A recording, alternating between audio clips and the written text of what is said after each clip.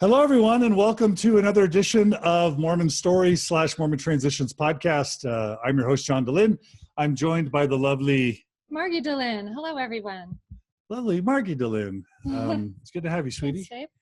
Thanks, It is March 7th, 2017, and we are doing another live podcast. Now, as we mentioned last time, we've been doing this podcast as a part of the Mormon Transitions brand. As we mentioned, we have received some feedback that that brand is causing some confusion because there are people who are believing and active in the church that don't consider themselves transitioning, and we want them to feel like this is for them. And then there's people who've left the church who no longer think of themselves as transitioning, but who definitely are valuing just this general content that we're providing. So what we asked our listeners last week was to give us feedback on whether we should continue the Mormon Transitions brand or just fold these into Mormon Stories and have it be kind of an integrated product. So there'll be Mormon Stories podcasts just on people's stories, some on church history stuff, and then some on just sort of health and well-being. So today we're going to be broadcasting this as part of the Mormon Stories brand. If you guys hate that, those of you who love the Mormon transition stuff, please let us know because this is the direction we're moving unless we get feedback otherwise. Those of you on Mormon Stories, if you like the idea of us just folding this in, we want to hear that feedback too. Or if you don't like that, give us feedback. So enough of that. We are so super excited for today's topic. It's a bit of a sober topic. It's an important topic. And it's one of the most common ones that comes up for people once their Orthodox religious worldview falls apart. And this applies to unorthodox believing members. This applies to people questioning, and it applies to people who have left Mormonism or religion altogether. The topic is around navigating loss and death. And we're going to get into that in just a second, but we do have a few announcements to make. So our next Healing and Growth Retreat, we can call it that, or Mormon Transitions Retreat, whatever we want to call it, is this Friday, Saturday and Sunday, March 10th through 12th. It's going to be amazing. It's in Salt Lake City. We have a great venue. It's pretty much full. There are a few openings left if somebody really wants to come, but I consider it a full event. And we're going to be talking about understanding a faith transition, understanding the holes that develop once a transition happens. We're going to be talking about secular spirituality, healthy communication with believing family and friends. We're going to be talking about healthy relationships, intimacy, emotional intimacy, so many great topics, attachment. It's just going to be an amazing event. So if any of you want to try and sneak in, mormontransitions.org/events is where you can read about it. Join up. We're always looking for panelists, especially active believing members or unorthodox attending members. So please email us right now at mormonstories@gmail.com if you want to participate as a panelist. Other than that, I think we're ready to roll. Yep. You ready to roll, sweetie? Yep, let's do it. Okay, so this topic is a sensitive one, and it very much strikes home for both me and Margi. The topic is, again, dealing with navigating loss and death during or after a religious transition. And it's home for me because my sister, Gina, oldest sister, she was 60 years old last year. She was diagnosed with colon cancer in October of last year, and she died in December of last year. So we had about 2 months with Gina from the time we knew she was dying to the time she died. And that was a significant event in our lives. And honestly, I've had grandparents die, but they were grandparents that we didn't live close to, we didn't grow up with. We just saw them a few times in my upbringing. But and I had a roommate die from BYU, and a few other people in my life die, but never someone as close as a sister. Also last year, a really close aunt of mine died. So that hits really close to home for me. Margi, talk about your year last year. Yeah, so in November, I lost my dad. I'm going to probably cry all over again, true to form.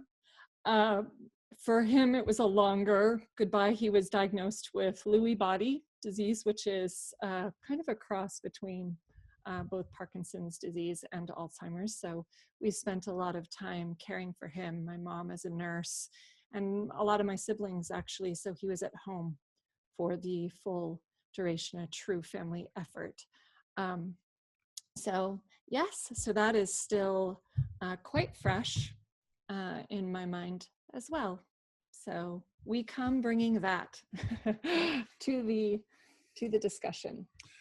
Yeah, and it's been a heavy year in the Dehlin family, but it's an important opportunity to talk about something that means a lot to a lot of people. Mm-hmm. And but we're also not the experts today. We've brought on a couple panelists, kind of special guests, to really talk us through these issues from a professional standpoint. So we have Emily Celis. Emily, is that how you pronounce your last name? I'm sorry, I should have asked you beforehand. That's right, yeah, Celis. Okay, we have Emily Celis, and we have Aimee Heffernan. Hello. And Emily, why don't you start and introduce yourself, talk about your background, and then Aimee will have you introduce yourself as well. Hi, I'm Emily Celis, and I just wanted to say thank you so much, you guys, already for sharing such personal stories. I think this is a really very heartfelt topic. I think that no one else gets to escape this, and so I really appreciate you guys being so willing when it's so fresh to talk about these things. I'm Emily Celis. I live in Orange County, California. I'm a pre-licensed marriage and family therapist and professional clinical counselor. Pre-licensed meaning I'm just about done with that whole licensure process. And I was raised Mormon, born and raised, 7th generation actually in my family. So come from a very long line of Mormonism, and talking about loss and death, that in and of itself was a huge loss in my life. And that started for me back in the late 90s, kind of before the whole open stories and Mormon stories and everything came about. And I was reintroduced to that kind of later on through my brother when he was going through some of his stuff. And so that's kind of where I am. I really transitioned out in the early 2000s. And something that I really, really enjoy doing is helping others to do so. And that's become an important and integral part of my practice, and something that I get a lot of satisfaction out of, being able to help someone walk through that. Wherever they end up on the other side is up to them, of course. But it's just neat what you guys have done to help the community.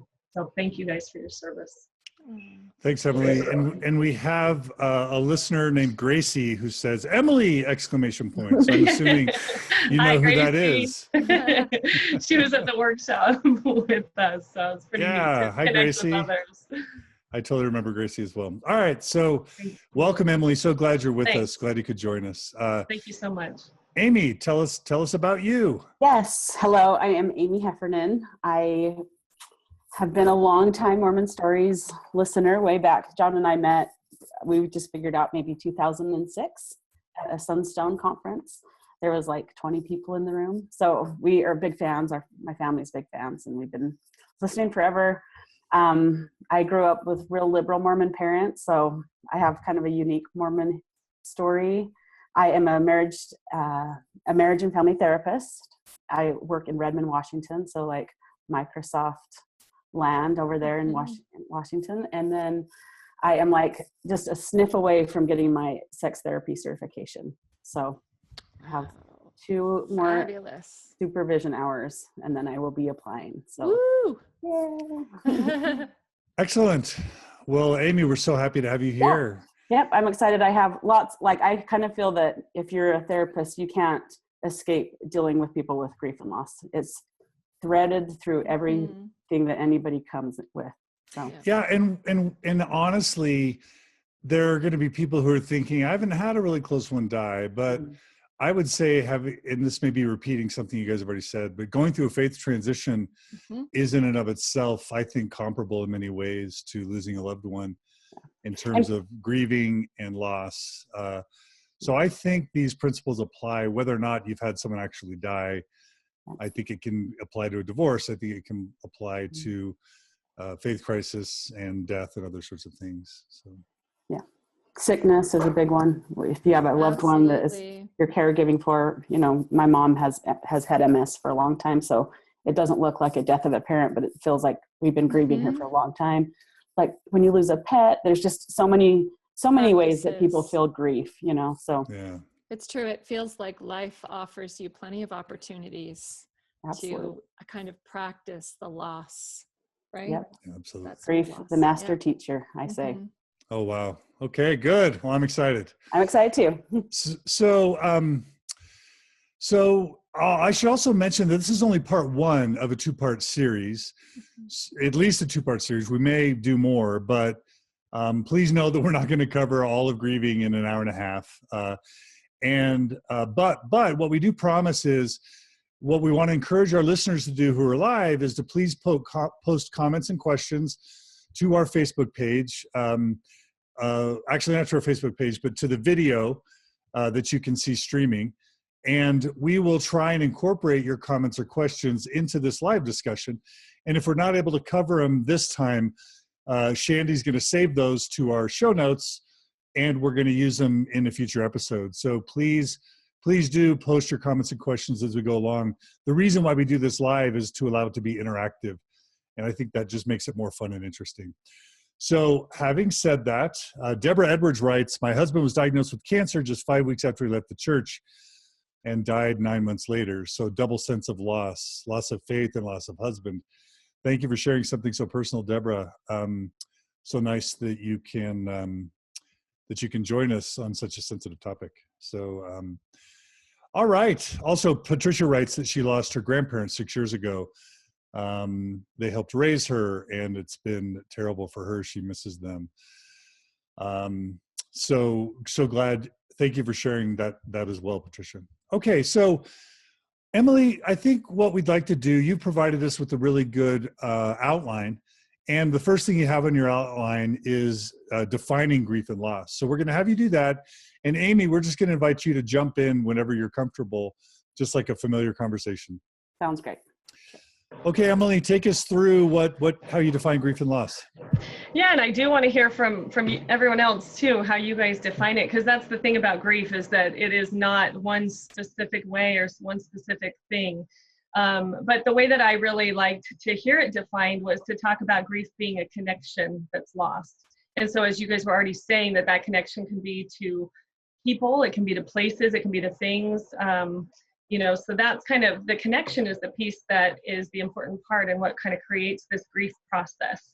And I've also liked how people coin it, where they say there's a difference between grief and mourning.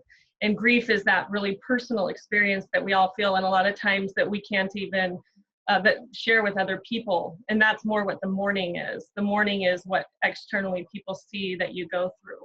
And so it's interesting to kind of separate those two and to see that grief, is such a private and internal process that we're all allowed to have in whatever way we need to have that. But another quote was from Holly Priggerson. She's from Harvard Medical School, and she said that the basic core of grief is wanting what you can no longer have. And I think that this touches on, and we'll probably get into this later, but some of these existential ideas in this world that we all have of kind of having to deal with these losses, having to deal with death, having to deal with the ultimates in life that we all have to face. So yeah, that's kind of how I wanted to define it, but I'd love to hear from you guys how you define it as well, and kind of get some other voices on here. Sure. Aimee, how about you? Grief is weird. That's how I would define it. Like we've just kind of said, it isn't always just this easy, tangible, like, oh, a person dies or my pet dies. It could be a lot of different things: loss of faith, a change in relationship, whether it's divorce or when couples go through a faith transition. There's deeply a grief of maybe mixed faith relationships, right? So I would define grief as just a deep universal sadness of missing a person or a thing that's been important to you. Yeah. Excellent. Margi. I love that. I love both of those. I feel like they capture it. One thing that's been interesting for me amidst grief and just kind of being alive is you can mourn a time too. You can mourn a time. I remember the first time I brought home a baby from the hospital, and I had another child, and I remember looking at the older one and really feeling like, wow, you're so big, and where did that time go? And or even that I just find it wise, and also I don't know, it can feel also like a challenge, how much loss it abounds, the human experience, if you're really connecting to your life in a really, I feel like an awake way. And it goes both ways. I think there's loss and birth. Things are also being born all the time, oftentimes out of loss too. But anyway, I loved both of your definitions that way. Beautiful. Okay, so Emily, one of the most common frameworks, and it's an empirically validated or supported framework for dealing with grief and loss, is the Kubler-Ross model. Do you mind taking us through that a little bit and talking about the stages of grief?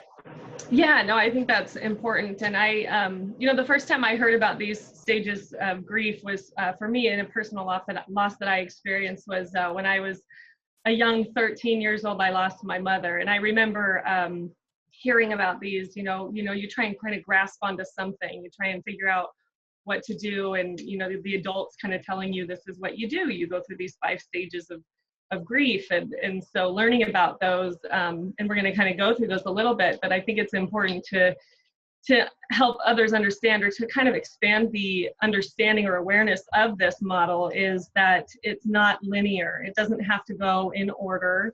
It doesn't have to be done in a certain way. Maybe some people won't go through all of these stages. And so again, just kind of really grasping and holding on to that fact that grief is a unique experience that we each get to define for ourselves. And I think that's really important, because a lot of times comparison can kind of come into play, like, oh, look at so-and-so, they're getting over this so easy, or so-and-so is so strong, and I should be able to do it like them. And so to really take ownership of this process for yourself, and honor sacred space for yourself, whatever it is, and that there's no loss too small to go through the grieving process for, like Amy was saying, some people might think losing a pet is not a big deal, but losing a pet for someone else can be the most horrible and devastating loss that they go through. So yeah, just keeping that in mind, and please jump in wherever you guys want to with these different stages. So the first stage is denial. And the reason denial is put first in this Kubler-Ross model is because this is usually the human response to try and make sense of something, to try and to not fall apart and dissolve in that process, right? Initially, the denial is what happens to kind of help create some space for survivorship in this process, depending on how deep that loss is. And so that's denial, and shock can come as part of that. And there's not just one word that describes it, right? So denial, shock, and if you guys have any other words you'd want to put in there. But then anger is the next stage, and that is an interesting part of the process. And I say interesting because we're here talking about kind of Mormon stories, Mormon transitions, and I think anger sometimes, at least for me in my experience as a woman being raised in the church, anger was not really a safe or okay emotion for me to experience growing up. I was supposed to be kind, loving, charitable, all these things. I was not supposed to be angry. And so that can be kind of a confusing part of the process. But what I liked about how to kind of look at what anger means, or what it is that what anger does is that in this sea of grief that we get washed into, it can feel like we're in this dark storm. The waves are taking us over. We have no footing.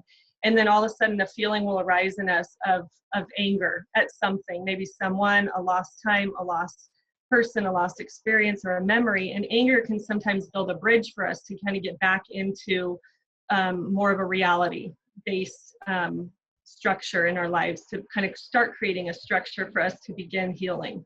So that's a really important part of the process. Let me pause you for a second, Emily. Did you, Margi, and I don't mean to make you like a subject, but did you experience denial with your dad? Does that stage resonate with you? I experienced, and I do think it's different too, how the circumstances around the loss. So I do feel like the thing with my dad was we all knew where his train was headed, right? And we were all on it for some Because he was time. sick for 9-10 years, is that right? Yes, and there were also physical signs at the end where it was quite easy to read. We had been prepared, but shock. I'd always thought shock. So that is something I did experience, and I always thought it was like shock, like, oh my gosh, I can't believe that happened. But for me, it was actual physical shock. Like I was nauseated all the time. I had headaches. I had a difficult time sleeping. It was very much a physical, emotional response to what was going on, even though I expected he would die that day. And that was surprising to me. Just, it really was like a sea of this physicality, this that kind of came over me. And it lasted for a time. I would say that sort of shock, at least a couple weeks, of where I would turn on the water to wash dishes and I would walk. All of a sudden a thought would come to me and I would go and start the laundry, and I would literally come back 30 minutes later with the water on. And so my brain just really was having a difficult time focusing and doing kind of basic things. So that was interesting to me. I'd always thought shock in the way of like, oh, how shocking, I'm so surprised. It was so, but it really was a physical, like my body went into shock around the death of my dad. So I could definitely relate to that when I'm thinking about my sister. In some ways, I feel like I'm still in shock. Like, you know, it's been a few months and I still not really cried about it or sobbed about it. And I think I've been just kind of numb, honestly. And part of that is the fact that Gina and I would talk, once or twice a year on the phone, but we weren't like in each other's lives all the time. And so it kind of doesn't feel real. Like, I don't know that I've fully processed it, because I saw her in October. We all flew out to see her. And that's like a really recent time to see her. And I don't see her all that often. So I think I'm still probably in shock a bit about it. Now, Aimee, you're shaking your head. Why is that? I think that when someone's not in your daily life regularly, it's easy to just kind of believe that maybe everything's okay. Mm-hmm. Like, oh yeah, when I go visit her next, she'll be there. In like the once a year you see each other. So sometimes when you have kind of like I call them like rituals or anniversaries of things that you would normally see her, and then she's not there, and that might be the place where you kind of process what that means, that she's gone, Yeah. Emily, did you have something to say about that shock or denial? Or Yeah, no, I think that what I shared with my experience about my mom, as a 13-year-old, a lot of times children don't really have the words to grieve or kind of connect to. And so for me, I felt like my grieving process definitely, has been kind of lifelong in a sense. And so the times when, for example, I got married is when I would really, I wish mom was here. I really wish that I could have her here with me. And so those become more poignant, or the birth of my first child. Those are like these really big life things where it kind of all comes together, that moment of real presence and real mindfulness about the loss. And a lot of times I think, and again, this is like existentially, we defend against these losses because it feels like it's going to kind of make us fall apart. And so that's it's normal to do that. And it's also self-protective in the sense that you will be able to deal with it in the time that you're supposed to deal with it in, and when you're ready for it, and you'll be able to create more space, as kind of intuitively when you're ready to deal with these things. And that's, again, kind of going back to that unique process and being able to trust and be able to have faith that you can get through to the other side, that hope and healing is possible. Peace, again, is possible. And to be able to know that that's part of it, that hope and that faith. And sometimes, I say this to my clients a lot, is sometimes you kind of have to borrow my hope, that sometimes you might not feel that. And so you can borrow my hope and my belief that things can be better for you. Mm-hmm. Great. And just because you've covered two of the two of the steps. And I agree, these are not linear. They can happen simultaneously, right? Mm-hmm. Oh, yeah. Yeah. So they're not linear and they're not exclusive, I guess, mutually exclusive. Have you been through anger with your dad? I think the way that I feel like I went through the anger kind of part of it, and what I like about the Kubler-Ross kind of paradigm actually for me was it prepared me to feel a lot of things and to have it not all make sense. And I think that's super helpful going into it versus necessarily a staged process is just, this idea of I'm going to be receptive to all the emotions I have. And it's going to be my charge to feel them and just process them as they come. And I think that's a really powerful thing about the model. I did feel some anger about my dad's suffering.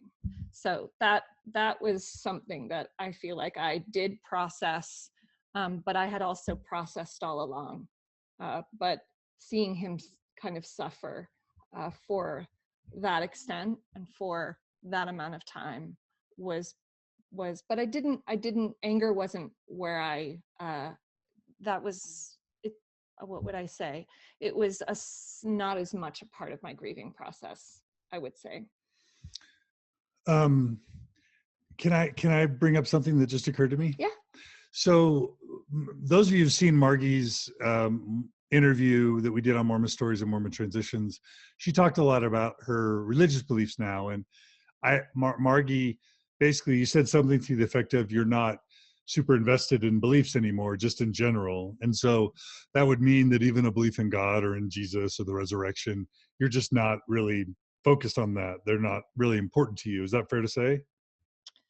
What I would say is I don't find it's not where I focus because I don't feel like it informs my behavior. It doesn't really change the way being present and living by values. So yes, that's probably pretty fair. And the reason why I'm mentioning that is in the context of anger is because I do remember maybe me or other family members mentioning to you at times something to the effect of, making, and we don't intend to mock, but sort of the comment about, whether or not God's hand was in your father's passing, or, the sorts of reassurances that someone might receive in a religious context about, like, Heavenly Father took them, or Heavenly Father needed them, or you're okay because you have the belief in the afterlife. And I remember that not bringing out anger in you because you didn't have those beliefs anymore. But I'm wondering if you had those beliefs, if those types of responses would have made you angry. And then Amy and Emily, I think both of you have responses to that as well. But I remember you kind of laughing that off, but almost in a charged way, as if those responses probably would have made you angry if you had beliefs. Does that make sense? Do you resonate at all with what I'm saying? Yeah, and I love that it's in Emily's kind of list of things to kind of how to navigate, maybe how to connect. I think it's difficult in our culture. I don't think that death is something we're particularly practiced at talking about. Really, we lock away people as they get older. They're kind of isolated from us. And so it's not something that I think. So I do feel like people are struggling to kind of what to say or to connect. It reminds me of a movie called Rabbit Hole with Nicole Kidman, where she loses her son and she's in a group, and someone in that sort of support group says to her, well, God just needed another angel. And she says, it's God after all. He could make another angel, no need to take my child.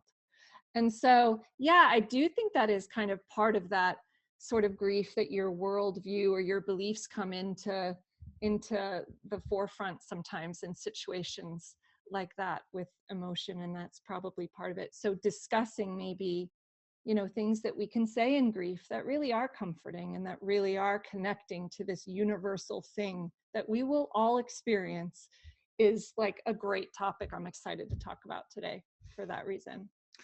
Amy, you're nodding a lot. Tell us what you're thinking.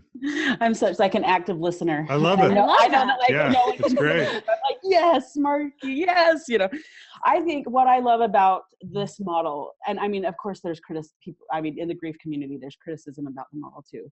But what I do appreciate is the fact that it kind of lets people not look at themselves in a judgmental way with whatever feelings come up, right? And I think that's the hardest part, is that sometimes when you're in grief, you feel like you're kind of going crazy. Like that deep, like how you were talking about, you just like left the sink on, right?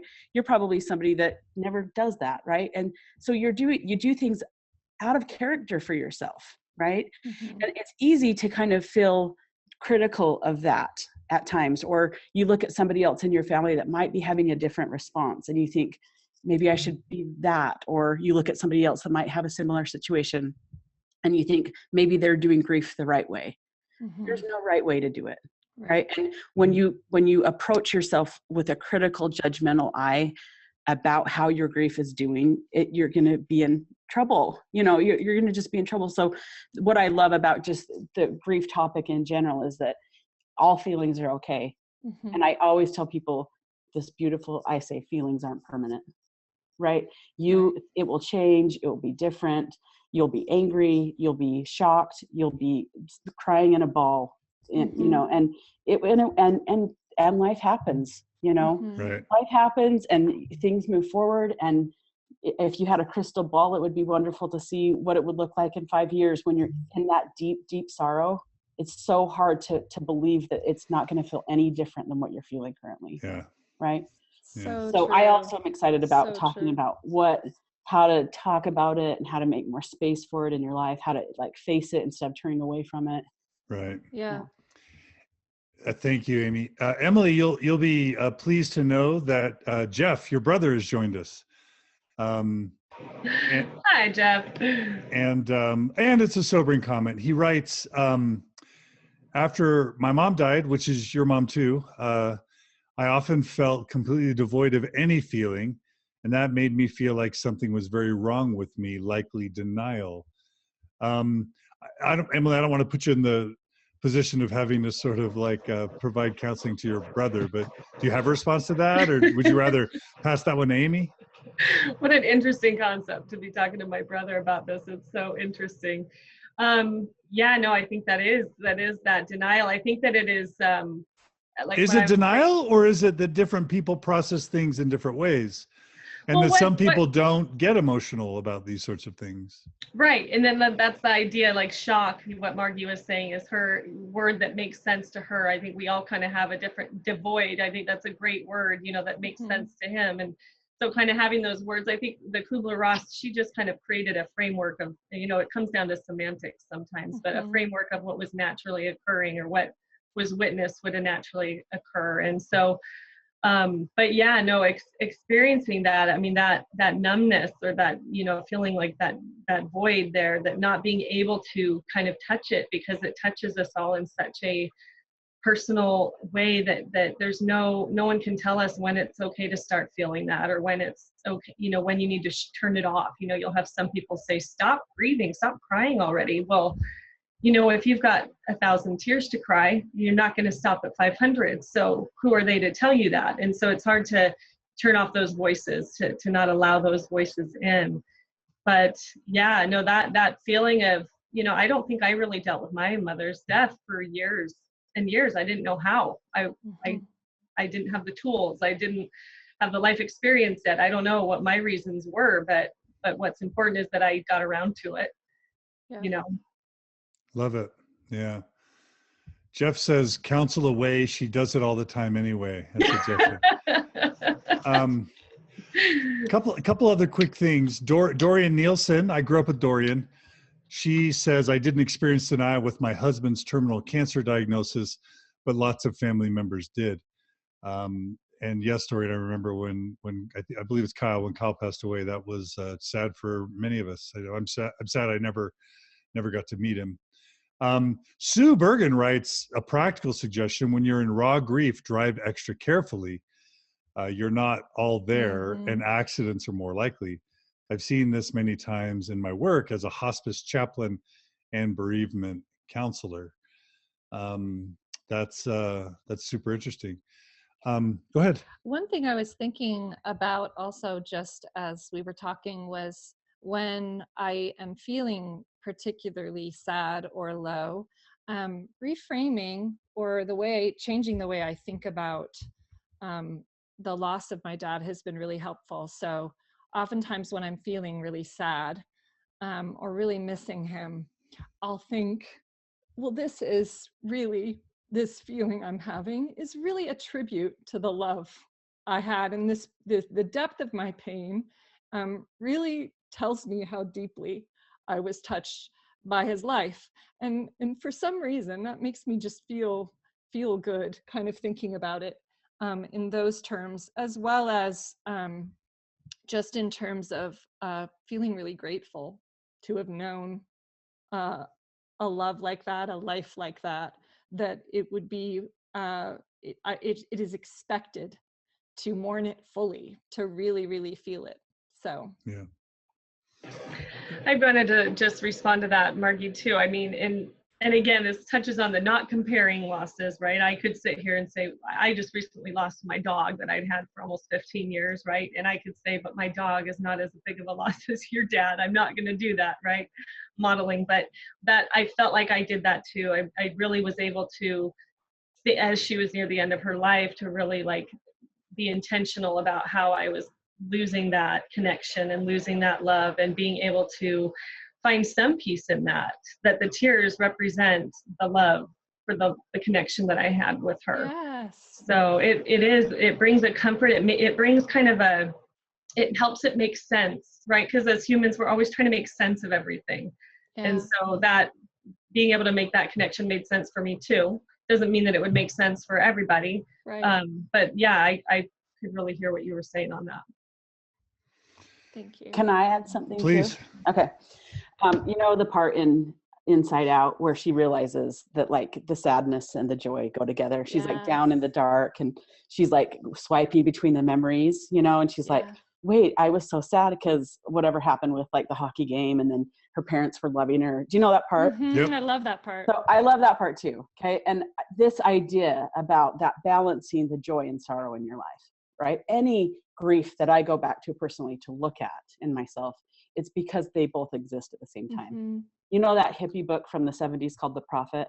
Mm-hmm. Like Gibran. Khalil Gibran, yeah. Yes. Okay. He has a chapter in there about joy and sorrow. Yes. Maybe I'll yes. send you the I think about it all the time, and it says like when one's asleep with you in your bed, the other one's waiting for you. It's poetic. I can't even beautiful. do it justice. I'll mess it up. So I'll just send it. You could post it in the comments or something, but that idea of how we balance that in our life, you know, how you said like that deep sadness that you felt, it's because you felt joy at one point with it. Mm-hmm. And the coexistence of both of those feelings. That's right. Right. And how they help really enhance and co-create Absolutely. one another. Absolutely. And that allows you to feel, I feel like, a sense of gratitude for, even when you're suffering, you know, you can still feel a sense of gratitude for the whole. Absolutely. Oh yeah. Oh, go ahead. Sorry. Oh, I was just going to say too, going along with that too, I think sometimes that we're afraid to kind of touch these really deep places in ourselves that feel painful, but almost in kind of going into those really deep holes, so to speak, with grief and with loss. I mean, I think it also heightens our ability to experience that joy. You know, like you're saying, they go hand in hand. And I think the deeper we allow ourselves to enter into those feelings, the more greater joy that we are able to experience on the flip side of that, the polarity.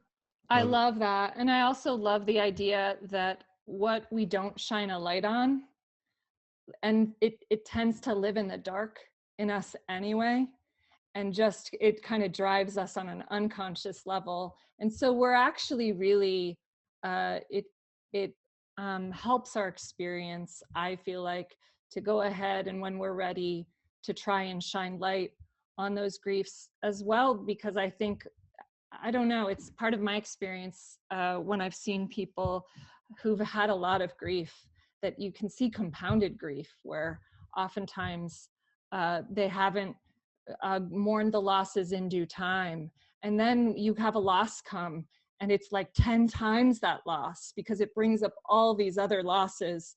And I just feel like we really deserve to have that space to really fully mourn, that it makes our lives better and our love and our time here better when we can do that. Yes. Love Old it. grief, old grief, new grief triggers old grief. Right. Right. And so sometimes you're like, I don't know why I'm a puddle of mess because of this thing that happened that seems insignificant. But a lot of times that feeling that you kind of sometimes want to protect against, it's uncomfortable. You don't want to feel sad. You know, that's not a good feeling to feel. And so I'm just going to like not let myself feel that. And then something happens that like makes you feel that. And then it's like, here, it triggers it all. To like actually face and embrace this feeling that needs to be attended to. You know? Absolutely. Yeah, Jeff writes again. He apologizes for writing so much, but he says, over 20 years after his mom's death, he still finds himself in situations that trigger uncontrolled emotion, like watching a movie about death where he unable to leave a theater because he can't stop crying. And he says he takes that as a sign that he's repressing things way too much. It's funny because when I asked you about Jeff and whether or not he's repressing, I wanted to say what a therapist friend told me, which is that everyone grieves differently, and maybe some people just don't cry or don't sob as much, and that's just not the way that they experience grief. But Jeff is self-diagnosing himself as repressing. So you know your brother, Emily.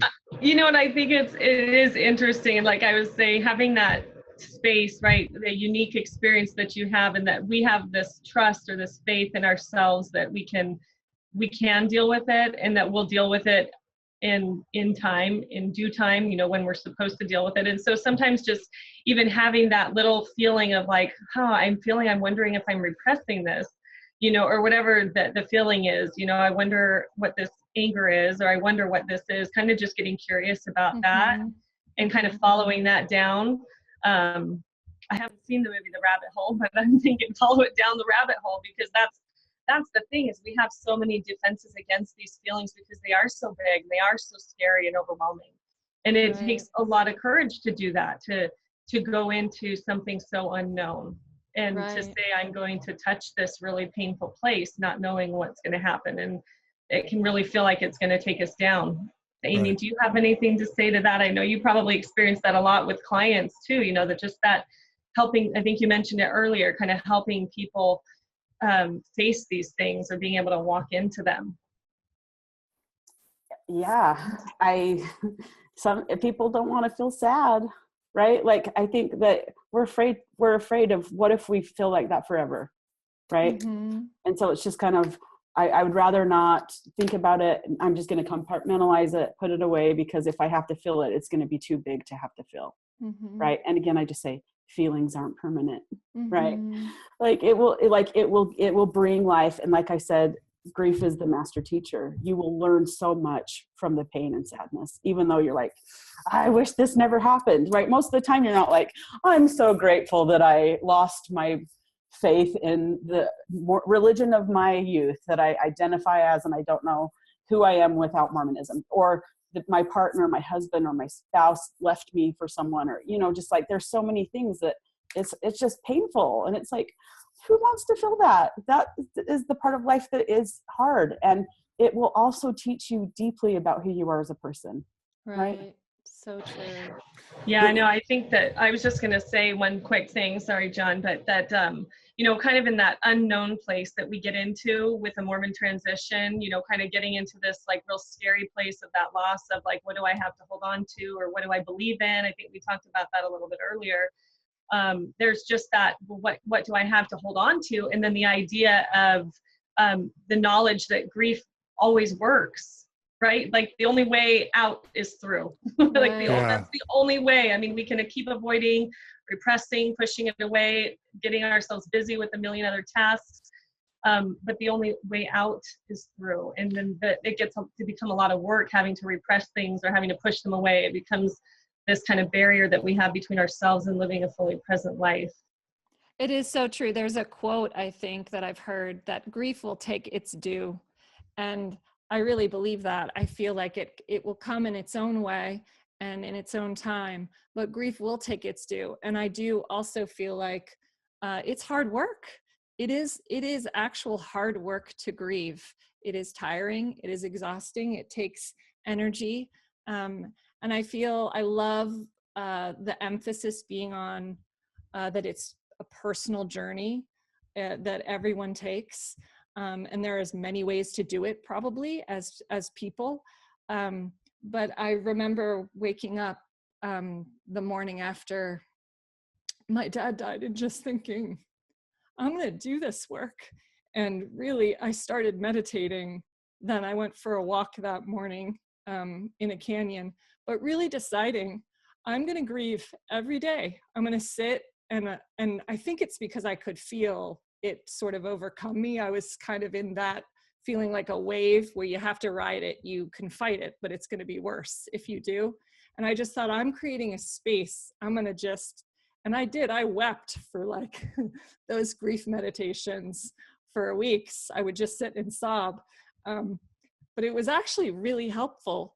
I feel like it created a place and a time to do so. And then I was able to get up and make breakfast and, go on with my day. And that's not to say I didn't feel grief during the day, but it did provide this sort of container, if you will, and a space where I had an expectation that it would be active, that I was going to have to work at it and work through it a bit. And that was super, yes, I have a PhD in psychology. No, I didn't receive a lot of training in grief counseling. And I thought it was super bold when, we meditate every morning, or at least Margi meditates every morning, and I do sometimes. And she would intentionally grieve every morning, and every morning she would start crying. And I was like, what are you doing? My non-psychologist mind was thinking, every morning you're going to cry during your meditation. And then I realized that by intentionally going into the grief, that it shows you're not scared of it. It shows you're owning it. It makes it so that you can sort of be on top of it instead of it necessarily smashing you, out of the blue during different parts of your day. And it was an incredibly inspirational, powerful, and effective thing to behold that you did. Well, thank you. Yeah, that's really inspiring, Margi. I think that takes a lot of courage to step into those really difficult places and to not know, how is that going to feel? What is it going to feel like? How long is this going to last? Is this going to screw up the rest of my day? Am I going to be able to be present for my family? I mean, there's all these things, these unknowns that can stop us from going there to those painful places that we all have kind of waiting for us. It is that sober topic. It's kind of a, half as glass full way to look at things, but it's our truth, right? It's our truth that we all have to experience that. And that is a lot of courage. And it sounds like it was a really healing experience on top of that. Surprisingly, it doesn't sound like a really lovely idea in the time, and it wasn't mine. I had read it in a book. I have a source, some sources at the end, but I had just read it in a book, the idea of going to meet your lost loved one and talking with them, go to a place that is a happy memory for you. And you go and you meet them there and you just kind of see what kind of comes up, and it really was a helpful thing. Not my idea, but surprisingly. Really quick. Oh, Amy, you wanted to jump in really quick? I was just going to say, my dad, who lost his dad in the year 2000, will often say to me, I took a walk with my dad today and talked to him, and kind of creating a space to say, I'm going to make time for my soul to feel that person. Right.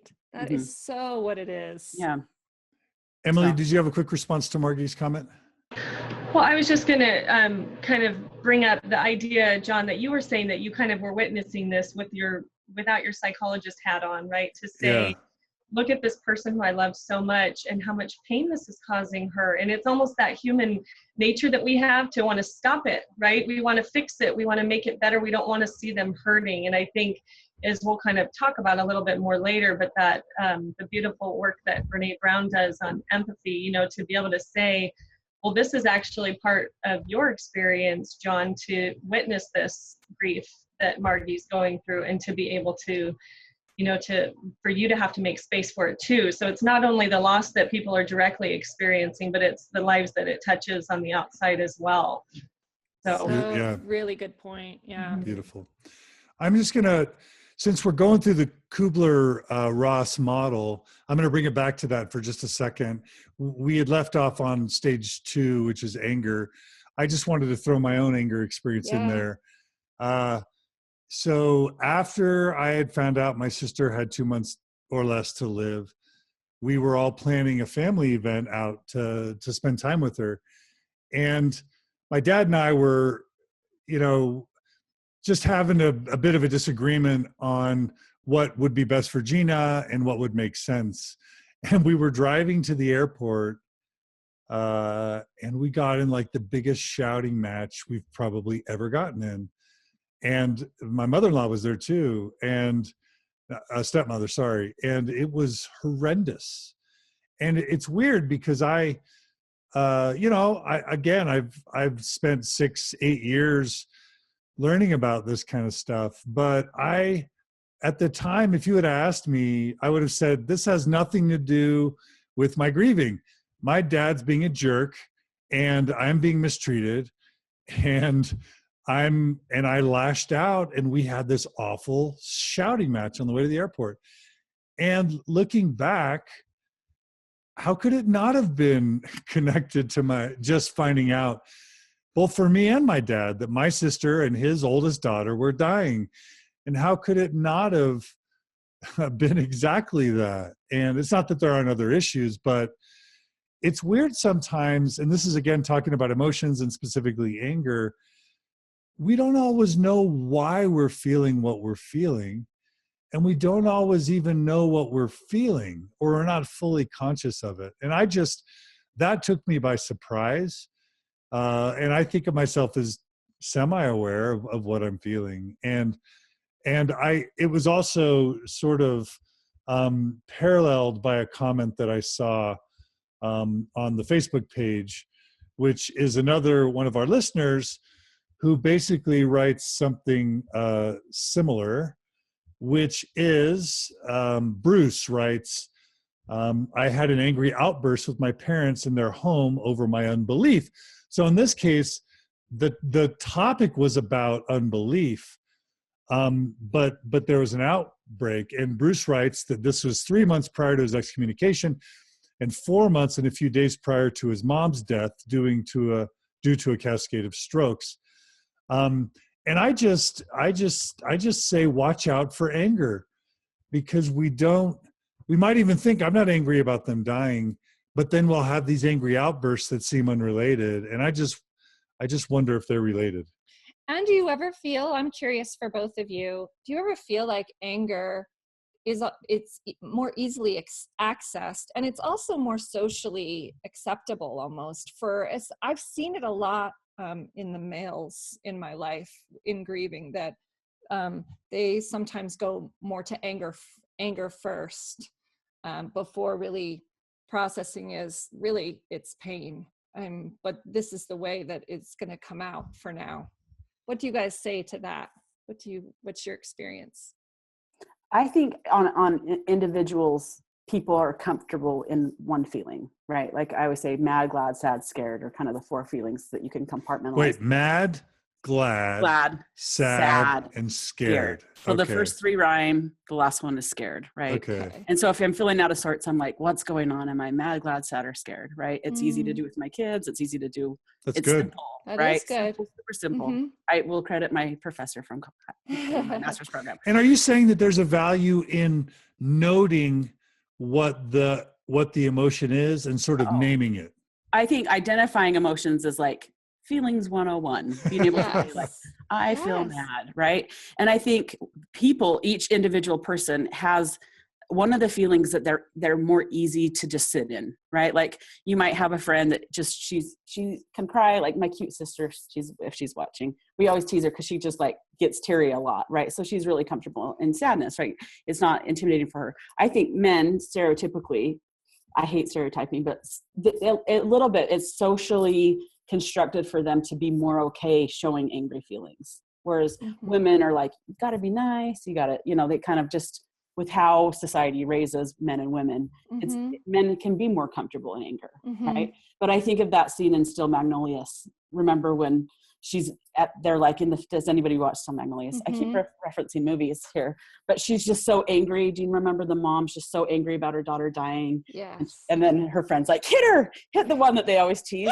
Like it's such like a real feeling that gets kind of stuffed, right? The anger. For some people, right? It gets kind of stuffed a little bit, but I think it's real, and it just needs to be, again, you got to go through it. It's not going to be permanent, right? But being able to just identify, I feel angry, I feel mad right now, right? Because you scratch a little bit of anger, and underneath it is sadness. And absolutely. And even acknowledging, sometimes I feel like anger makes you feel empowered, whereas sadness sometimes can make you feel disempowered. Like, I don't know. So I wonder sometimes if it can help someone kind of feel. Anyway, Emily, what were you going to say? Yeah, no, I think exactly with that. And I love what you guys are all saying. Like Amy is saying, some people feel more comfortable in other emotions and some people don't. Like I was saying earlier, anger's never been something I feel totally comfortable with on the exterior, right? A word that I would use more is like irritated, annoyed. And so it's helpful. There's like a feelings wheel that has like those central feelings, and then it has all these other ideas to kind of help someone who's maybe trying to go through feelings 101. I love that. To kind of help be able to identify and be able to put a finger on something, because that's bringing your awareness up. But yeah, no, anger, I mean, the way that I've always worked with clients, because I think people a lot of times do tend to flip into that a lot easier. It's a way that we kind of are maybe socialized to deal with things. If it's even on our own, we're like angry at something that's not going right or anything like that. And anger is a secondary emotion. So there's primary emotions and then secondary emotions. And so you want to get to the primary emotion, kind of what's underneath that. So it's almost kind of like, okay, well, I'm feeling angry. What's kind of underneath that? And that's more the underbelly, like the soft underbelly of feelings, which is more vulnerable and more difficult to get into those things. So like you're saying, it feels like you're maybe weaker, but sometimes weakness can be like mixed up with vulnerability, but it's not being weak to be vulnerable. Right, exactly. Great.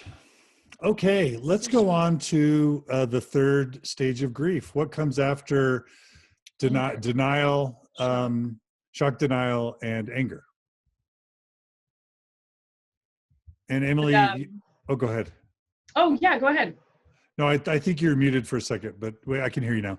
You can? Okay, yeah. Great. Yeah, so we'll talk about bargaining next. That's, and again, these don't have to go in a certain order. These are just kind of what is conceptualized as the way things kind of end up happening. It's not necessarily anything that was created to deal with it. This is what naturally occurs. So bargaining can sometimes happen before a loss, after a loss. And what this is when you try and kind of make deals and try and like come up with, like for example, if someone that you love is dying, you'd say, just save this person and take me instead. Or if I promise that I'm never going to get mad at my children again, don't do this, So sometimes this will happen with God if people are coming from kind of that kind of a framework that they're going to be trying to make deals with kind of a higher power or the powers that be to help give some control in their life. This is a part where they're trying to gain some kind of control. So do any of you guys want to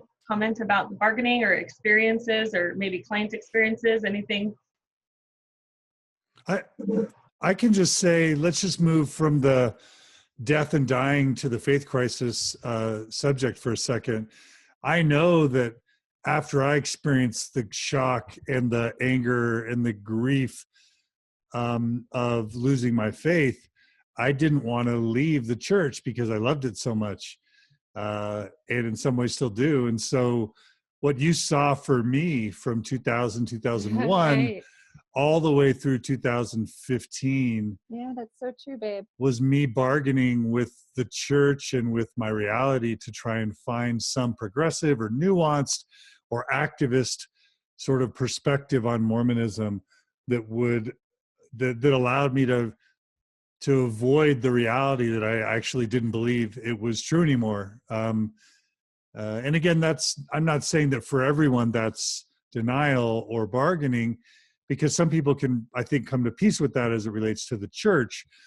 But for me, it was very important that the church either be true or not at the end of the day, mostly because the church claims to be true and can harm people in such significant ways. And so many people's engagement with the church is based on its being true or not.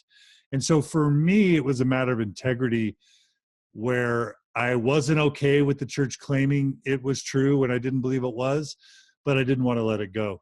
So all those people who were with me during the stay LDS years, just sort of the progressive Taro Givens, Fiona Givens years, that was bargaining for me. I think it's interesting as an outsider looking in at your experience, right? Because I've been a listener to the podcasts and things like that. And like sometimes Scott, my husband, and I, we're both listeners. So we would be like, John's kind of in an angrier stage, like just his questions he asks people, or, and it's like, you did that in a real public way, which is, I think, brave and raw, and puts you up for criticism, obviously, from the world that is watching you. But I think that's a hard process to have to go through. Right. And with clients, I have probably, half my couch is faith crisis, Mormons, like couples that are dealing with the mixed issues about, and the grief that comes from one person not believing anymore, and how that relationship changes, and how what you once were in the same agreement or connection on related to faith, related to Mormonism specifically, and that grief that happens. And there is anger, there's all of those things that can come from the sadness of that relationship ending, right? But also trusting the fact that it's a process, right? Like, just as like John Dehlin on Mormon Stories was a process to watch, individually there's a process to be watched between couples and on an individual level. And again, not coming at yourself with judgment about what that's going to feel like. Mm-hmm. Yeah. Was bargaining part of your either faith crisis thing or your dad's passing? Or do you not connect as much with that? I'm wondering if for bargaining, part of the issue was we were at a place where I was not trying to control outcome. I think the suffering was so great that I wasn't trying to. And it's a terminal diagnosis, at least Lewy body is. So it's. Right. And I'm wondering if that's part of it, if maybe another part is too, that I'm not sure I have a belief set of someone being able to come in and where I would believe that I could bargain, even that's the way things work. And so that might have impeded why that wasn't part of my process. I wonder if, and I could think of like Mormons trying to get priesthood blessings to heal a terminal illness, or praying with God to fix, to take away this disease. Right. I wonder if there's an association between, when it comes to death and dying, between religiosity and bargaining, versus an atheist or an agnostic that's like 2 months to live. And Emily, have you seen that at all? Or do you think that's even a fair association to make? Sorry, can you say the question again, so I'm just clear on what specifically I'm responding? If there's possibly a positive association a correlation between bargaining and religious belief.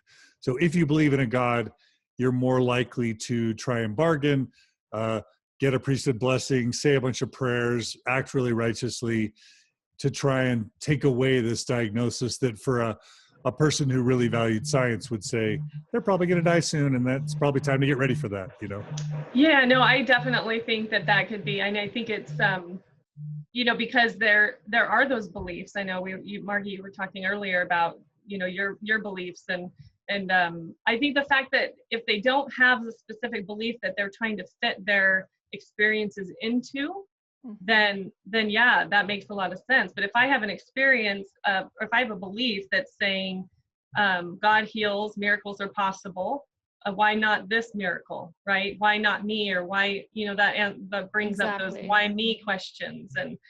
And so absolutely, I think that there would be a correlation between that, because we always try and fit our life experiences into our belief systems. As for bargaining during the transitioning away from Mormonism, I would say that was totally part of my process. I think that is perfectionism.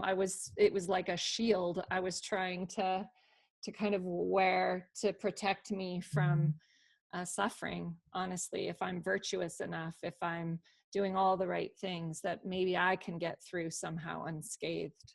So that would and that also brings up a point I wanted to make too, is that guilt is oftentimes part of bargaining, right? So gosh, if only I read my scriptures more, if I was just more faithful, if I spent more time in this way, you know. And that's such a big part of a faith crisis or transition, is examining yourself in that way. Gosh, if I could just let this stuff go, if I didn't care so much about these things that I found out, or if I can turn a blind eye to them and just keep pushing ahead. And there's all these things that we try and do, and guilt is unfortunately a big player in that. Yeah. Amy, you were going to say something. Yeah, I have two examples. When my mom first had symptoms of MS, she got a priesthood blessing that had said that she was going to be okay. And then she wasn't diagnosed for a few years, and then she got diagnosed, and she had to kind of make meaning about what happened there. Like, why didn't that priesthood blessing work in my favor? Because now I have MS, right? Mm-hmm. And so kind of that like negotiating, did I do something wrong? Did I not, right? And then the second part is someone saying to her, after she got really, really sick in 1988 is when she got diagnosed, and she was super sick. She had just had my brother who was 5 months old. And somebody had said to her in her ward, well, if you would have had more family home evenings, maybe this wouldn't have happened to you. Right. And she just was kind of like, are you crazy, woman? You know, just like, that's not how this whole big thing works. Right. And she was able to do that, but it was such an interesting, examination on what goes on in people's minds when sad things happen to people. Right. Mm-hmm. And so when you connect being religious, doing things, prayers, doing family home evening more, not being a liberal Mormon, like for my parents, at least, that was maybe kind of the perception of them. That's hard to kind of like wrestle with. Right. The other thing too, I mean, with any gay Mormon story that you hear, it's that I'm going to bargain with God about, if I am on my knees more and praying, maybe I can not be gay, right? So true. And the guilt and the shame and the grief that they feel around being gay and Mormon, what that means. That I don't know one story that I can't think of one person's story that I haven't heard that didn't go on, right? When struggling with that gay Mormon issue. So, so true. Yeah, it's real. The bargaining is real. Yep. To bring in more listener comments, we're so grateful for the listeners who have responded. Jeff is really active on this one, but Jeff writes how helpful it was for him to listen to podcasts over the weeks that he was experiencing his grief. He said it helped him process things both intellectually and emotionally, sort of on what he describes as a fast track. And that's a really interesting dynamic that I'm curious to get people's feedback on, whether it's death or a faith crisis or whatever. It seems like stories are really powerful, and that when people listen to, I just keep wondering, why is Mormon Stories getting more downloads than ever 12 years in? Because so many people go through the faith crisis and then leave, and they're done with religion, or they figure things out. But I think there's so much power in hearing other people talk about their stories. And I could give my own theories as to why that is so helpful to people who are grieving. But Emily and Aimee, why don't you guys give us your theory on why listening to podcasts, why listening to stories can really help people process their grief? I'll jump in there, and Aimee, you jump in too. But there's a theory for psychotherapy called narrative therapy, and what that kind of the basis to that is that you have a story to your life. You have these stories that you tell yourself and the way that you kind of expected your whole life to go. And with narrative therapy, what you're kind of trying to do is to almost experientially help them to look inside and to create a new story for themselves, a new framework for them to look at. And so to me, as you're framing it this way, that makes a lot of sense, that as they're hearing all these different stories from so many courageous people that are coming forward and sharing these intimate, vulnerable places inside of themselves, that they're able to pick and choose. Okay, that fits, that doesn't fit, that feels good. Yes, I resound with that. and then create that unique experience that they want to then integrate into their own lives.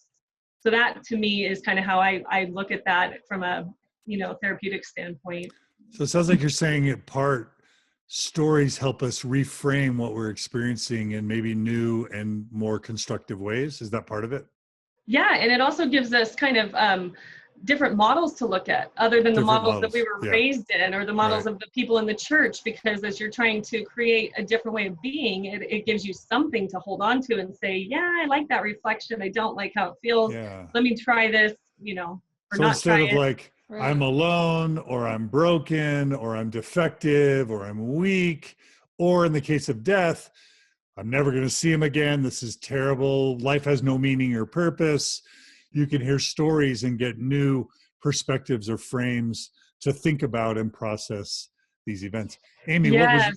Go ahead. I was just going to say, especially even, as we're talking about death, like when you get to this place of, I don't know what I believe anymore. Are we going to go to the kingdoms, the three kingdoms, or what's the afterlife going to be like? Am I going to see these people again? These are huge, existential issues that we all have to deal with, because even the religions that say they know don't know. we don't know. And so, yeah, it's really hard to get to that place to be able to say, I can look at this, and to have someone else say, this is what I believe. And then I might, as a listener, say, oh, that's no way. I would never believe that, or I would never be atheist, or I would never be this. And then you find yourself on your path later on. Maybe you are atheist, and that's okay. Or maybe you decide not to be after a while. That's okay. I mean, it's your unique experience. And I think that's what the stories help with. Yeah. Aimee. I think that we are wired for connection. I think that is who we are as humans, right? And I think hearing stories and telling stories is how we connect, right? And so there's actually a really great TED Talk called The Cure for Grief. It was last year. I forget, it's like Nancy something. She's Irish, I think. But she talked about this idea about telling stories in helping cure your grief and working through grief, right? And I just think, I can't, even creating a tribe, right? Like I think of times when I've had grief, and on a family level, going to funerals, like I think about going to my grandma's funeral and having our whole tribe there to say, this is who she was, right? It's important to be with people that understand what that feels like, right? So creating a tribe, telling story, finding connection, I think that's what's so important. Love it. Yep. Another listener, Cameron, writes, when he went through his faith crisis, he binge listened to Mormon Stories episodes. At the time, he felt incredibly alone, and it was therapeutic to hear other people share similar experiences to what he was going through. It helped him know that regardless of the outcome, he would make it through because all of these other people survived it. And so thank you, Cameron. We love when listeners are writing in comments and questions. There isn't a podcast called Death Stories or Mourning Stories. I think that would be interesting. What if like 100 people who experienced the death of a loved one or a pet or whatever were able to just tell their stories of how they grieved? And I wonder how effective that would be for those types of people. Well, I have, like when I was in my master's program for marriage and family therapy, they made us go on this retreat where it was just called a grief retreat, where we all just sat together to tell our grief story, right? Because everybody has one. And it was to me, that was like the best weekend workshop ever. Like somebody else might be like, why are we doing this? But I was like so excited to be able to like go to a place and honor it, right? And kind of that idea of like your meditations, making space to be able to say, this is a big feeling that I have in my life, right? And I need to attend to it and not just ignore it. So I do, there are places where people go and do that. And I think it's cool. I wish that, I wish there were more community around grief. We don't do it very well in America. Yeah. And I do think, and we'll talk about this more, but in Mormonism, so many members are so quick to jump to, you'll see him again. Aren't you glad you have the gospel? Time to move on. And there's even this sense of like, don't be too sad because we've got this consolation that we're all going to be together in the afterlife. And if you're sad, it's going to make me start being sad. And I don't want to be sad. So get over your grieving quick, because that's what the plan of salvation is about. And we'll talk about that. We'll talk about that when we get into more details. But I want to try and finish these stages of grief, Emily. So What's next? What comes after bargaining? After bargaining comes depression. Okay. Right. So the thing that people don't want to talk about or actually really experience and want to push away with a 10-foot pole, but it's that depression, kind of just that really deep and dark depression that can occur. And for everyone, it can last a different amount of time. In the DSM, major depressive disorder is if you're experiencing certain depressive symptoms for more than 2 weeks. And so you think, oh, well, maybe I have experienced major depression, right? I mean, there's kind of these ideas, and I don't mean to bring up the DSM as far as a labeling tool necessarily, because sometimes that can be misread. I mean, the reason I think that that's important is because it gives us information about how to work with people, but there's certainly stigma with all of that.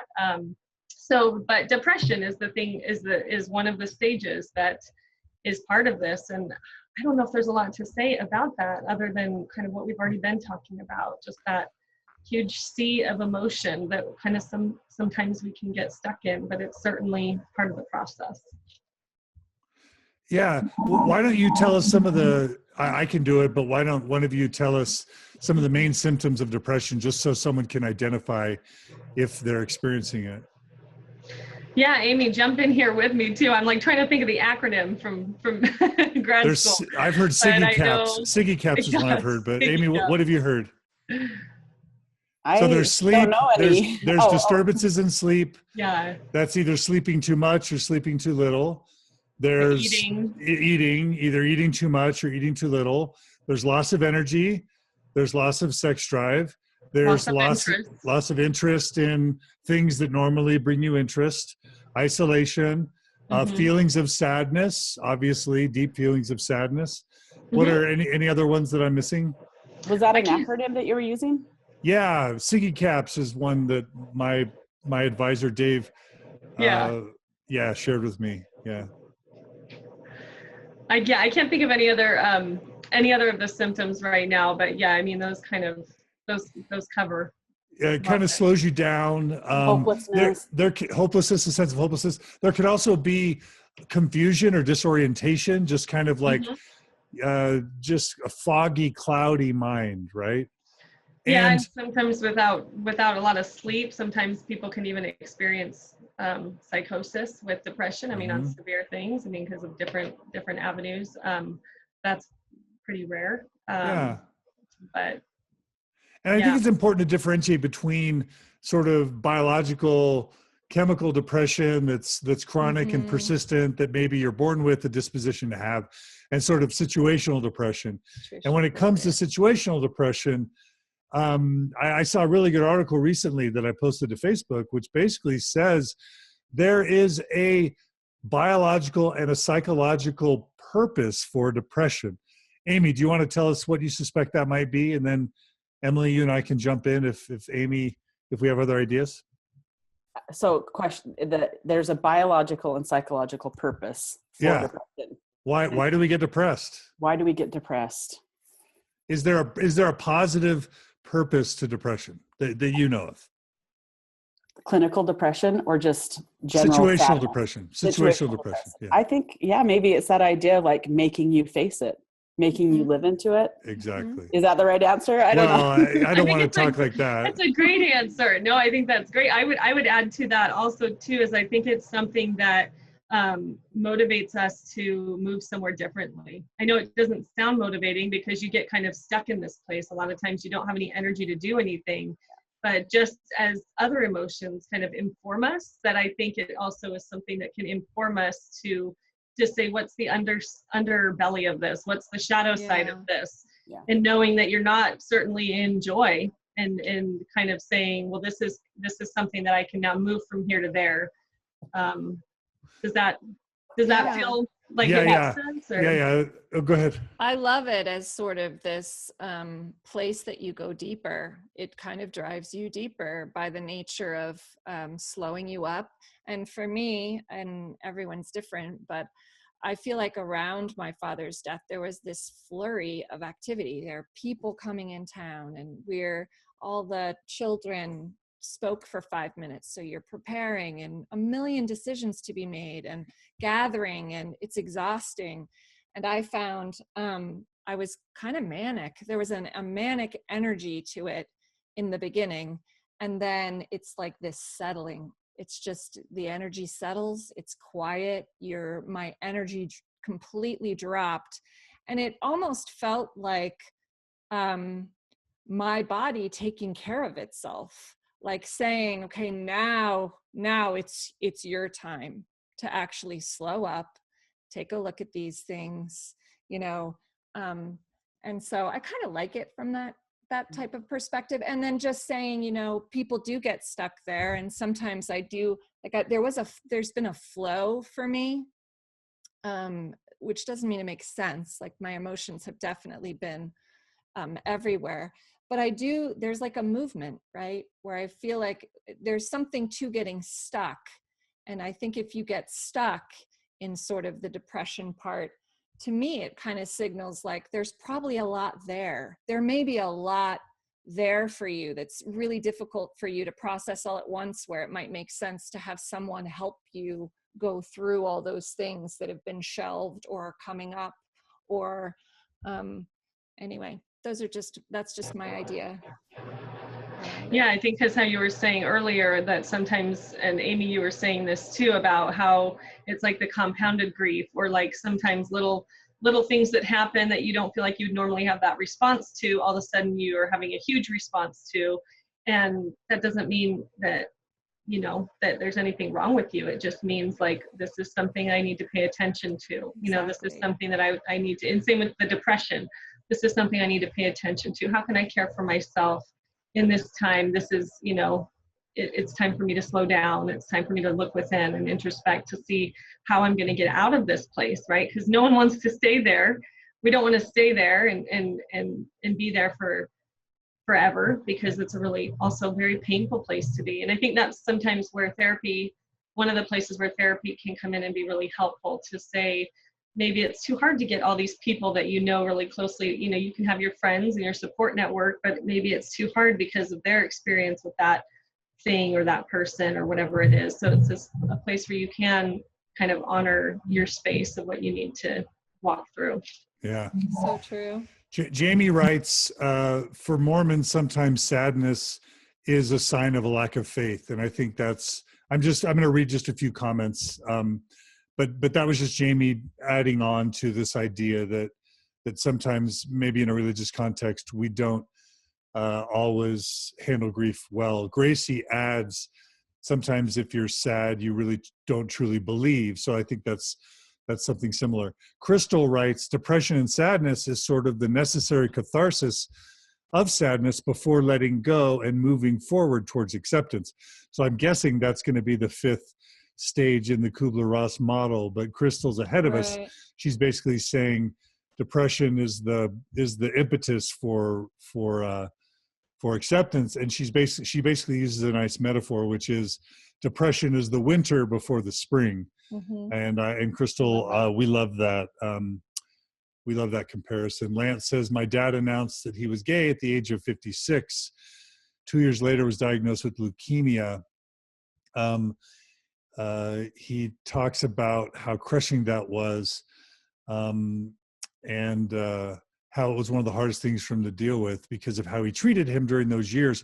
I'm assuming Lance was a believer, judging his dad for being gay, then having the dad die, and experience a lot of regret. So yeah, sometimes we can handle things and bring some depression on to ourselves, not with any fault of anyone, just sort of like situationally, it can bring a lot of anger and sadness. So Lance, your question deserves some more treatment, but I did want to throw that in as well. So yeah, lots of good comments about depression and sadness. And yeah, Amy, that's what I was, thinking, was just that it slows you down. It targets you on the issue. It gives you a chance to simplify, as Margi said, and to really help you focus, to heal, to nurture, and to sort of regroup emotionally. And then once you've really processed it, it's sort of like pointing you to processing it. And that sets you up for, I think, the final stage. Amy, it sounds like you want to comment before we bring Emily on to talk about the last stage. Yeah, just the one last thing that I want to say in terms of that is that grief will find a way out, right? And there's a time and a season for everything. And so it's okay to be sad for a while, right? And I got great advice once, because the adrenaline that you're talking about that gets you through the funeral, that gets you to like make all the arrangements that are required to, specifically to death, right? Sometimes you have this initial adrenaline that just kind of pushes you through. And somebody had said to me, when you're dealing with friends or clients that have like maybe lost a child or death or whatever, check in with them like 2 or 3 months after, right? Because that's when they're really going through their process of grief, right? People show up so well in those first, the first crisis moments, right? But sometimes that sadness comes in later, and so nice to remember to check in on people at that point. And one thing that I remember from that time, I'm not sure I'm necessarily out of that time, but one thing that I remember feeling at a sort of a peak was I just felt free to cancel or really look at my life and simplify. And I gave myself that permission to say, I'm going to minimize anything right now that just looking at it feels taxing or feels like something. And, we can only do that to, so much. But with the things I could, I did. And then if I could amp up, if there were things that really felt good to me, didn't matter if it was like food or getting outside or watching a movie or a massage, it doesn't really matter. But for that time, it was just anything that seemed pleasurable. It was a yes. It was just an outright chocolate. Self-care. Let's do it, right? Dark chocolate covered orange creams were a yes. Is that right? They're still a yes. Anyway, and I do think that helped me for that kind of span of time. And it's something I'm still doing, to be honest with you, is just, I have this awareness that it's okay for pleasure. It's okay to feel a sense for things that feel good to me right now, and to try and kind of narrow in on things that aren't necessary that cause me extra stress. So. Yeah, and Amy, I really love how you were talking about checking in with your loved ones, like a few months later, because I think there is this lack of understanding or acceptance or empathy for grief, and how it is something that's just kind of all over the place, and it's just going to be in our lives from the time we're born until the time we die. We are going to be experiencing loss. And so to have more acceptance and understanding of that, leading into acceptance as the final stage, right? But just to be able to step into that with someone again. And we'll talk about that in a little while too, about what do you say to people, and maybe that's a part of the reason why we don't do that. We think, okay, we've got them all kind of tidied up. They're over here and they're grieving. They're going to deal with it. And we don't know how to do it. We don't know how to help them. And so I think there are lots of ways that we can help be more present or be more authentic with people and just really be there for them. Yeah. So, but that final stage, if it's okay, we can go into that. Yeah, let's do it. Is acceptance. And so acceptance and I really want to hear your guys' opinions on this, because I think we need to reframe this one. Acceptance doesn't mean that you're ever okay with that loss, or that you're like, oh, okay, I'm okay now. It's never going to be okay. These losses are now part of the fabric of your life. They're painful parts. And it's not something that is ever going to be okay, that you lost someone that you loved, or that you're not experiencing them in your life, or that you don't have that connection anymore. And so that's an important part of acceptance. It's just getting to this place where you can now learn how to live life differently, accepting that life is different, the reality of the fact that life has changed forever for you, and how to move around and walk around in that life, and how it feels differently, and accepting how it feels differently. I think that's what's an important takeaway for that stage. And it is important to say that even let's say someone's springboarding, setting up for the perfect spike from depression into acceptance, it would be great. But sometimes you don't, you go right back into anger, right? Or you go right back into denial. And that's, again, the fluidity of these. I think sometimes, as coming from the Mormon tradition, that we like to have things all, tidied up in a box. And this is what we believe, this is what happens, this is how it's going to be. And I think it's human nature too. I don't think it just comes from Mormon tradition. Yeah. But yeah, to keep that in mind too, that it's not like, okay, I've gone through these stages, I'm in acceptance. Okay, now here comes denial again. What's going on with that? Why am I here? And this is so frustrating. So yeah. Talk about the little Really the true. purse cartoon that you shared, Yeah. and about how over time, sort of the evolution of grief. There's an illustrator. Her name is Mary Andrew. It's Mari Andrew. She's on Instagram, and she did a picture around grief, and I really liked it. And the idea was that, you know, grief isn't something that goes away, but it does become easier to carry. And she illustrated it by, in the beginning, this big, huge bag, difficult to lug, really heavy and imposing, and that's what it feels like. And then it moves to a large suitcase. You can carry it. It's really, really heavy. And then at the end, it's a purse that you wear on the side. I kind of liked that. I liked this idea that it's with you. No matter what, you carry it. It's changed your world. It's changed you as a human being. But it can get a little bit easier to carry with you as you go. Yeah, I think that's a wonderful picture to have, you know, to face that. And it's interesting because as you were saying that, I had this kind of feeling rise up in me where I was like, almost like that anger place where I'm like, but I don't want to carry that suitcase. I don't want to carry that big bag, you know. And I think, you know, we can all have these reactions, and I certainly have. Mm-hmm. But again, it's like we do have to carry it, and sometimes we need other people to help us carry it. We don't have to carry it alone. Right. And the carrying also is that reminder of that person. It's like, no matter what, it's sort of that connection to that person, to that period in time, to the relationship, you know, and in that way, it can feel like a constant connecting, or almost even an honoring, you know.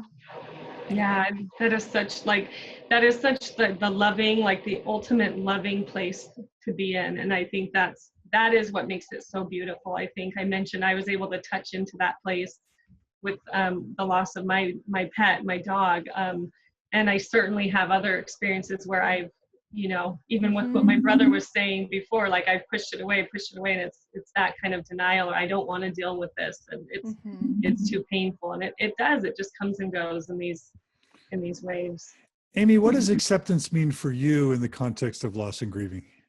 Well, I feel like it's really complicated because I've had a lot of people that have had significant loss, as they move towards this stage, are afraid of it. Because laughter returning, or menial stuff happening, they feel guilty. They think it's like dishonoring.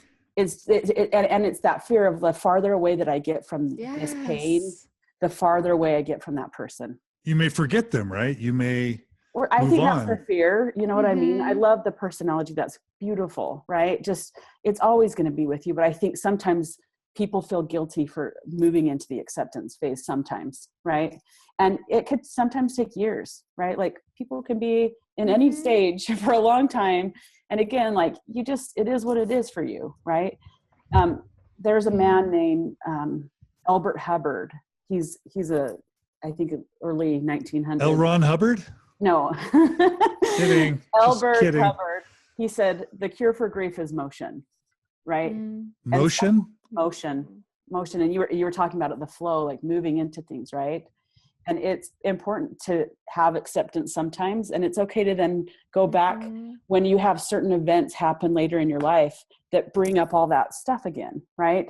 So yeah, like, the model is great and stuff, but it does change. It's not like you then arrive at acceptance and then it's like, I have arrived, my grief is done, right? But I think it's an important phase to feel that motion, right? That motion for what that grief means, right? Interesting. And so I think acceptance is complicated. It's a complicated phase to be in. Also, people think if maybe something, like maybe they've been sexually abused and they've got grief about that, moving into acceptance is forgiveness of that person, right? Or like your husband or spouse has an affair on you, acceptance means that you forgive that person. So it gets a little complicated with acceptance meaning forgiveness when you've been violated, right? And you have grief because of a violation, right? That So makes sense. Yeah. but I don't think that then it's the end, right? So I think acceptance and feeling moments of like, this is going to be okay. And I can like people can laugh and not feel guilty. And you think, oh, like I have felt peace. It's not as raw as it once was. Right. Yeah. A couple things from the comments section. It looks like Shandy's posted the illustration that Margie talked about with the grief bags. We'll put these in the show notes as well, but thanks, Shandy, for grabbing that.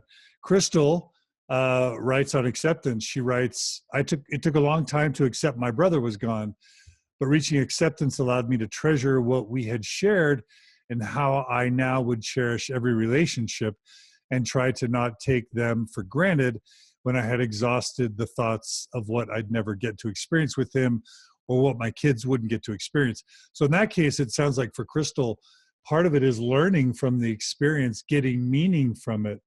Part of acceptance for her was extracting some meaning. Now she writes, I remember with gratitude all we shared, all I learned, and it actually makes what I share with my family in memories of him even sweeter and more intentional to strengthen what we still get to do together now. So part of that is making meaning out of the death. I think for all sorts of loss and grieving and sad things, there's a value in finding meaning in it. But it also sounds like she's at peace with happy memories. And I think that's a beautiful thought. So Crystal, thanks for sharing that. That is really nice. Tracy writes, it was the kindness of friends 3 to 6 months after the loss of her fiance that made it possible for her to be able to move forward. Please know it is during that time the constant phone calls stopped. The list of things that had to be completed had been checked off, and the person left alone in this world is really lost and sad. Really, we don't remember the rush of meals and being surrounded during those first few months. It's that friendship offers later that make it possible to learn and live and laugh again. So that's an interesting point. Tracy's saying, don't just think if you've delivered that early casserole, you've supported your friend in grief. Sometimes it's those enduring displays of care and concern after the fact that helps people move towards acceptance. Emily and Amy, anything you want to add to those comments? Yeah, kind of as where my mind was going with that. I mean, I think when you lose someone that you love, I mean, our memory tends to kind of hold on to the positives, right? But I think that it's important to talk about the fact that sometimes people don't remember the positives, or maybe it's a loss that was a very painful loss, like maybe the loss of a marriage due to infidelity or something like that, where you've got a lot of anger towards the person with the loss, right? And so, or maybe someone that died, how could they leave me? How could they do those things? And that's, also part of it. And to know that that might be part of your place of healing, to get to a place where you are able to look at the positives and see some of those things. And it might not. It might be that you just really have to work on resolving the anger and kind of coming to a place where you're just not having to experience that. So I just wanted to point that out for those that kind of get stuck in that angry place, or kind of like feeling guilty even for being angry at someone who's died. That it's normal to feel that way. Absolutely. With all the funerals, and Amy, I'll pull you in right after. With all the funerals I've attended, I've just noticed that no matter how much of a scoundrel the person was who passes away, these funerals only talk about the positive. And I'm guessing that there's some limitation in that, because if the person who died, we've talked about death as if it's the passing of someone we really love and care about and who meant so much to us. Sometimes the person who dies, or if it's a faith crisis and it's the church, sometimes that thing that is lost, or that person that's lost, could have been really awful to us. And if we're not willing to also really look at and understand the pain that the person or the institution have caused us, we don't learn from it. We don't sort of process it to the point where we can then accept what happened. And so I guess it's a good reminder not just to process the good, but also to process the difficult and the painful and the bad, that's also a part of healing that allows and facilitates acceptance later. So true. Amy, Yeah, jump yeah. in, and Amy, jump in, and then we'll go back to Emily. Yeah. I agree. I think it's important to sometimes ask people, how do you feel today? Right. I know from my mom, like when she was going through her MS diagnosis, she read the part in Job where his friends just came and sat with him. And when her friends did that, just came and they didn't try to give platitudes. It was just, damn it all to hell, you got MS, just kind of just being in the pain with people. And I think we're going to talk about this later, right? As like how Next in part two. Part two. Yeah. Okay, I won't get ahead of myself, but it's hard to know what to say to people, right? And so I'll look forward to talking about that. Okay. Yeah. Emily, did you have something to follow on that comment? Just the idea, what you were bringing up, John, was really great about that we do have to learn how to hold these emotions that are conflicting, learn how to hold that in the same space. And that's really confusing sometimes. It is really confusing. And I think that's also necessary to be able to say, I can feel angry and I can feel grateful, and how to reconcile that. Yeah, beautiful. Well, we're definitely bumping up against the end of the show. Emily and Amy, I'm gonna ask you guys to maybe prepare a closing comment or two for this episode. We want to remind both of you and listeners that in 2 weeks, we're going to continue this discussion on loss and grief. Because of the retreats this weekend, we need a week to decompress after that. So we're not going to do another live show until 2 weeks from now. And while Emily and Amy are preparing, and Margie are preparing some closing thoughts, I'm just going to share a few closing comments. Gracie writes, as we listen about acceptance, it just hit me that maybe when we transition out of the church, for those of us who have, our family members always have to go through these steps. And that's a really insightful point for Gracie. It's so easy for those of us who have left the church to marinate in our own pain and sadness. We realize that we're causing loss and even death, spiritually or metaphorically, for believers. That, Gracie, super insightful and thoughtful comment. You must have gone to a Mormon Transitions workshop or retreat at some point. No, I'm just kidding. You're wise and insightful in and of yourself. But it was so fun to meet you in Anaheim. Pat writes, conflicting feelings are very confusing to work through. That is so true. Let's see. Will writes, I left the church due to intense sexual shaming regarding porn and masturbation. As a teenager, he carried that into adulthood. One of the most profound moments of his transition was when he realized that he was carrying around this massive reservoir of grief for a lost childhood of happiness, grief for years without self-esteem, grief for feeling like a disappointment to God, parents, family, ancestors, etc. Finally rejected the idea that he had to carry around this massive reservoir of grief for his sexual imperfection. And because carrying around was necessary for redemption or forgiveness, when he threw that out, he was able to see a future for his life without feeling crushed by that reservoir. It was the first time since he was 14 that he could imagine a life with happiness and peace, untainted by shame. That is so good. Jill wants to put in a plug for utilizing hospice if available. I'm sure Sue Bergen would agree as well. And then a few other people just write, thank you. Jeff had to bail, but he said, thanks for covering this subject. These comments keep moving, so I'm reading one and then it moves. Jeff says, thanks for covering this subject. You did a great job, especially his wise sister, Emily. He says he had to leave, but he enjoyed it all. And Joseph also writes, your panelists were super insightful. Thanks for the insight on therapy and depression and recovery. So those are some of the final discussions. Crystal writes, beautiful discussion. Why don't we go ahead and to close, have each of you share some closing thoughts. Amy, do you mind going first and sharing some closing thoughts or perspective? No, I don't mind at all. I would say my final, like what I would wish for the stages of grief, I wish if I could add a magical one, it would be humor. Nice. Because I just think that it just is important. It's like life is hard, right?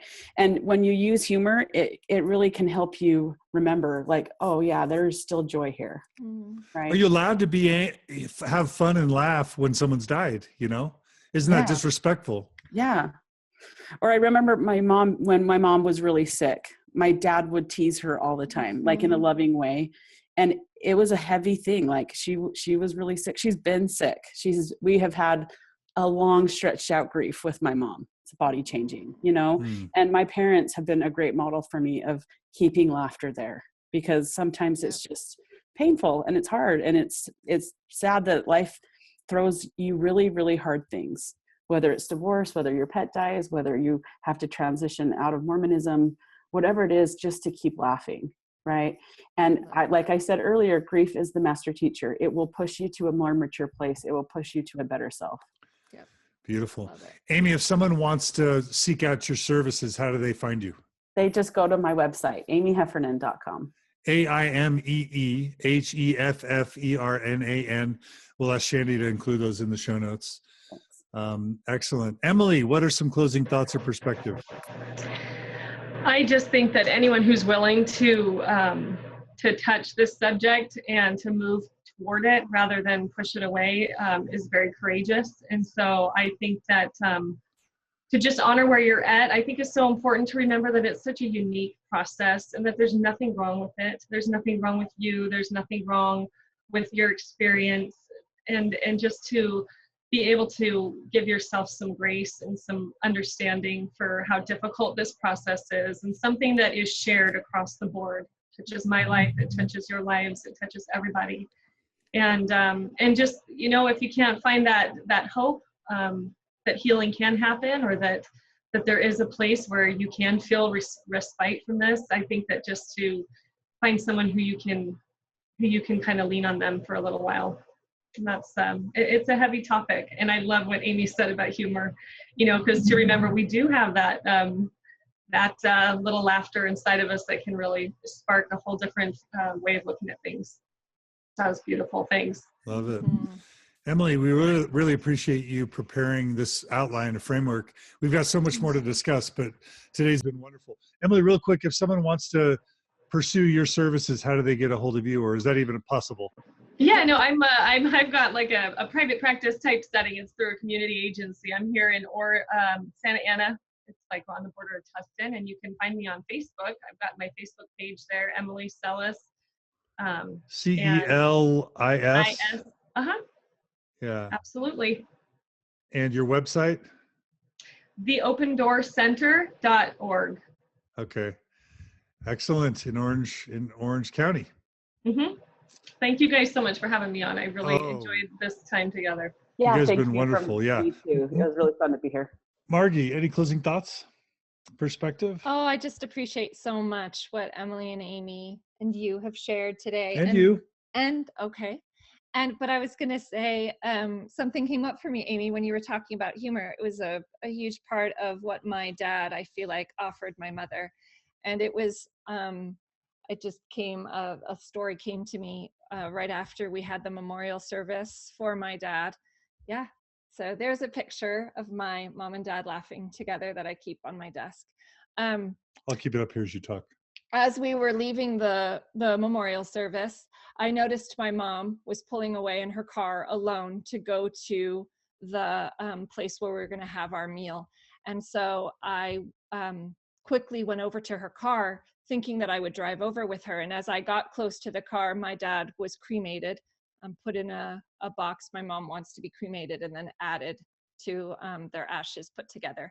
But I noticed that she had put the box on the seat next to her and buckled him in. So when I went to sit, she said, "Oh, Will and I will be driving over to," and it was just such a lovely, it really felt like an honoring of their relationship, of really what they were together. So she was driving with my dad over to and so I just love that. Oh, that's so sweet. And here's a picture of Margi on the wedding day with her sweet dad. You wanted to share that, right? Oh, well, I was going to bring up just the idea that oftentimes I miss the way my dad looked at me. He just looked at me, and so I feel really lucky to have that picture is how he used to look at me. So isn't she a sweetheart? So yes, Amy, thank you. Emily, thank you. Margie, Yes. thank you. Listeners, thank you. We are really grateful for everyone who commented or wrote in. If you want to ask questions or share experiences for the next episode, you can email mormonstories@gmail.com and share questions or experiences. We'll do our best to cover them in the show. We're really grateful for those who contributed today. That really meant a lot to us. We had a really active, engaged contributions from our live listeners. We want our listeners, asynchronous listeners who listen through the podcast, to feel comfortable commenting on the blog or on the Facebook video that's shared. We always love people contributing, and please email us. We want to thank Shandy Hill, who's sort of our producer, along with Amy Grubbs, who's our Director of Operations for the Open Stories Foundation. They always make this possible. And most importantly, we can't ever end an episode without thanking those who donate to Mormon Stories and Mormon Transitions and the Open Stories Foundation. If you love these programs, if you find value for them, please just consider a monthly donation, $10, $20 a month, $100 a month, whatever you can afford. That money goes to a nonprofit that is focused on supporting people healing and growing in their faith transitions and afterwards. And your money will be used very well to alleviate suffering, to promote healing and growth, to save marriages, to help heal depression and anxiety, and to help people find community and joy after difficult struggles. So thanks to everyone who makes this possible. Emily and Amy, we're going to see you guys in 2 weeks. Yes. Hopefully. 2 weeks. And, and see you soon. And listeners, we'll see you guys in 2 weeks. And please check us out at Mormon Stories and Mormon Transitions. In the meantime, we'll have lots more there. Thank you, everyone. Take care, everybody.